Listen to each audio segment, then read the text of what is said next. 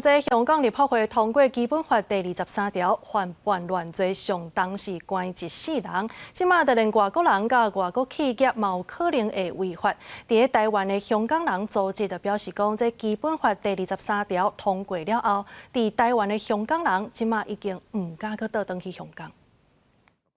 香港基本法23条通过，未来叛国、煽动叛乱、颠覆政府行为，拢可能会互人判关1世人。本身是律师，台湾香港协会理事长桑普认为，这代表香港更加无自由，也因为立法用词无明确，外国企业、民众也有危险。那些模糊字眼，什么叫罔顾国家安全？什么叫做虚假讯息？比方说，你一些上市公司有些公告，银行它会做一些公告嘛。 那你如果说有中国的风险，虚假消息，那就一定是10年有期徒刑。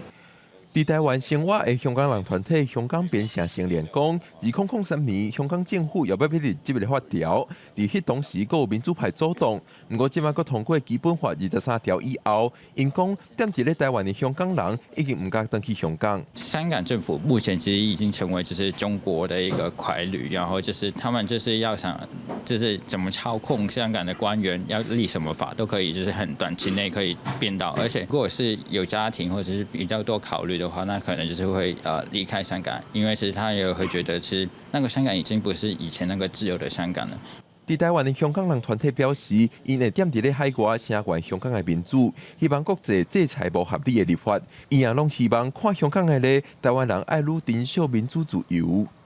记者郭文霞、桂林台北报道。